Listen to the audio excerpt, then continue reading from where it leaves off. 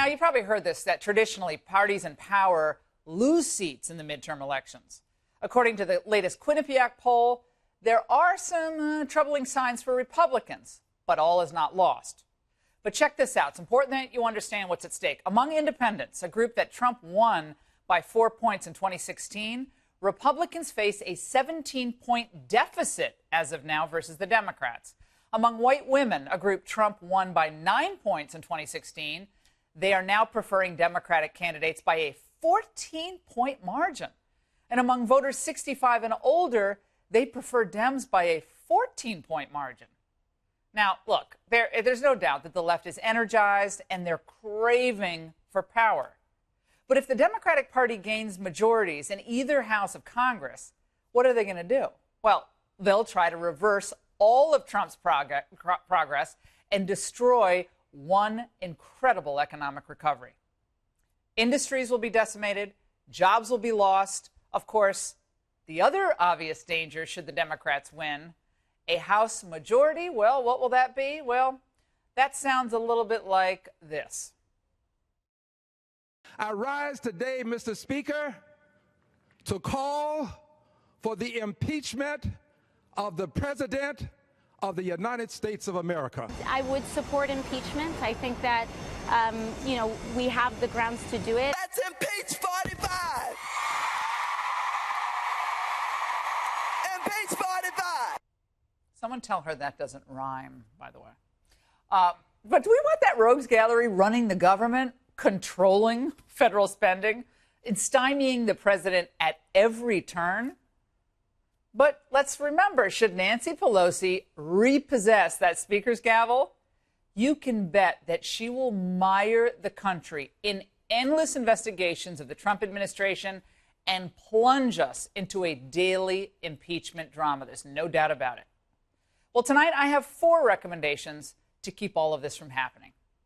Number 1, the Republicans should be out day in and day out selling the Trump economy. Go across your districts and remind people that for his administration, it's promises made, promises kept, and the Republican Congress helped them along the way. The president promised you peace and prosperity, and that's what he delivered. He promised to hold China accountable, make NATO countries pay their fair share, renegotiate NAFTA, and that's what he's doing. Republicans promised to cut taxes and roll back onerous job-killing regulations. And they did that, too. Now, this is why the Democrats keep talking about other issues. They're talking about things like Mueller or Michael Cohen or Stormy or Michael Avenatti. Why do Democrats do that? Because they have zero answers to Trump's success. They have no alternative except to go to these tangential, unimportant issues. Now, the president, because he gets how to tell a story, he understands the value of touting the economy as he did tonight in Florida. We're setting records like never before.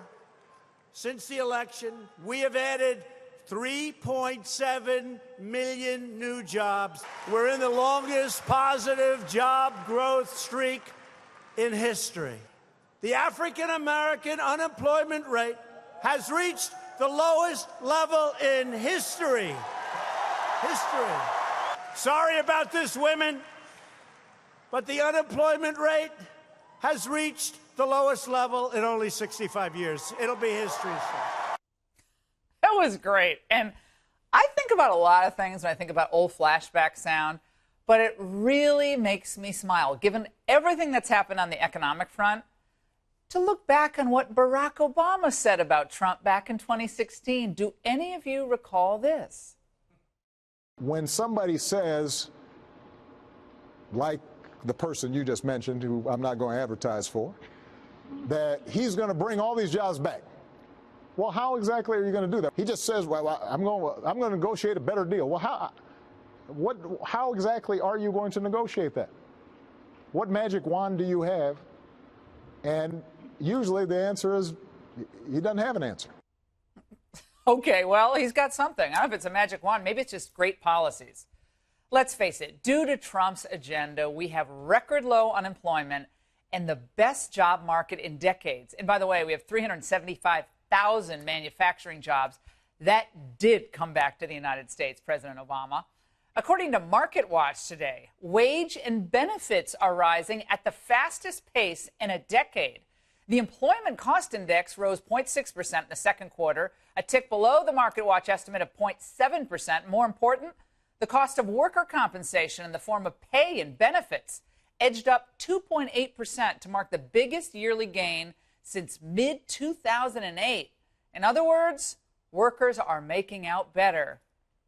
You bet. The argument for every Republican candidate goes something like this. If you want to keep this economy going, if you want to keep this job market thriving, see your investment accounts growing, vote Republican. Number two, way to avoid impeachment and keep the midterm elections in Republicans' grips, educate voters on what the Democrats have become. The Democrats, let's face it, have gone totally nuts. You know, they now want to abolish ICE. They believe people should not be able to use things like normal gender pronouns. That's offensive to Democrats. They prefer that, I guess, we go to war with Russia rather than supporting Trump's diplomatic overtures to Russia. They want sanctuary cities from sea to shining sea. One guy even wrote a column today, a Democrat, about how we should have just no borders at all. At least they're honest. Now, they have a worldview where illegal immigrants are protected while our citizens become an afterthought. So on the campaign trail, emphasize how the Democrats are on the margin. They're the fringe. They're the radicals. They threaten individual liberty. Now, this is the party now of regulation and speech codes. It's a party that is intolerant of any view but their own. They want to turn our entire country into like one big college campus where every expression is controlled by them. Number three, argue that life under Democrat congressional rule is merely going to mean the nation will be locked into 2 years of relitigating the 2016 election. In other words, any real hope of solving our immigration, our spending, our entitlement, or our infrastructure problems, poof, it's all going to evaporate. With this economy roaring, right now we can actually focus on those things because of Trump and his big victory. We're finally out of the post-9/11 crisis mentality. Remember, it wasn't so long ago that we were either mired in the Middle East or dealing with fallout from the housing bubble, the financial crisis, or essentially just allowing China to dominate us with impunity. But thanks to Trump, we can now as a nation have a real conversation, and a debate would be nice, about the role that the United States will play in a world where the limits of globalization have frankly become pretty obvious. But let's not forget, the Democrats are loath to even begin considering that. They don't want to debate.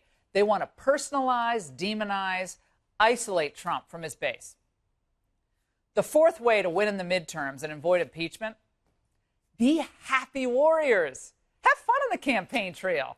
It is a great time to be an American. I can't think of a better time, frankly, in my lifetime in this economy than right now. All you kids out there watching, these are the good old days. Because of the efforts of Republicans and this White House, more Americans will be able to pursue happiness. It's life, liberty, and the pursuit of happiness. Sometimes we forget the latter part.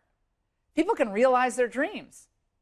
Trump was having that fun tonight and telling those stories.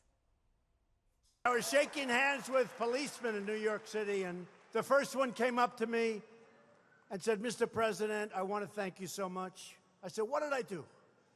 He said, "My 401k is up 44%, and my wife thinks I'm, for the first time, a financial genius. She's giving him all the credit." She said, "Darling, I love you so much." And he said, "Yes, I'm a great financial wizard." Oh, the audience was laughing and having fun. That's what politics at its best is all about, making people's lives better, connecting with the electorate, personalizing the narrative. And that's what the president did tonight. He's out explaining why his policies are working, highlighting the results and the benefits for particular regions of the country. I hope he goes to places, by the way, that he lost in the general election or where the vote was kind of close. Don't be deterred by the protesters or the resistance mentality from traveling to places like California, Illinois, Colorado, and go back to Wisconsin, go to Michigan. To win over independent voters and even some Democrats, the president and the Republicans have to take the wind out of the resistance sails. This is best done by focusing on your results and offering more solutions without the histrionics or the side issues that will just be used to caricature you later on. And finally, if the president wants to do something in Congress before the midterms, hey, I would push for a middle-class tax cut. I know they're considering another capital gains tax cut, but how about another middle-class tax cut? Make what you already passed and is working permanent and expand the cuts you already have in place. That puts the Democrats totally on the defensive and on the spot. That means they're going to have to vote against their own constituents' economic well-being. That's a great idea. And while we're on midterm strategy, there was something the president said tonight about the wall and his desire for the wall that caught my attention. We're going to have tremendous border security that will include the wall. We've started large portions of the wall, but we're going to need, even the way we negotiate, we're going to need more, and we're going to get more, and we may have to do some pretty drastic things, but we're going to get it. All right, well, I hope by drastic things, he's not referring to a government shutdown. Now, I know a lot of you conservatives are like, yeah, government shutdown, and I get it. It's tantalizing. It's like the skeleton crew is working the government and it functions just fine for a time being. And it might actually force Congress to fund the wall before the midterms, although I'm not sure that would actually happen, as a political strategy. And I'm talking about winning in November to prevent the impeachment of this president. I think it's really risky. It's really risky. Why is it risky? Because with suburban women, with the independent voters, that's not really where they are. Results matter. Making their lives better matter. I'm with the president on the wall 100%, but if you're going to take a risky gamble on shutting down the government, the time to do that was last March when the whole omnibus spending bill debate was going on, right? That's when the president had the good instinct. It was in the morning he voted on it. The good instinct to veto it. Well, the Republicans made him change his mind on that, and he didn't veto it. But that was the time to take the stand. Now it's too close to the election, the midterm election. And plus, you know what I think it would also do? It would convey a sense of chaos.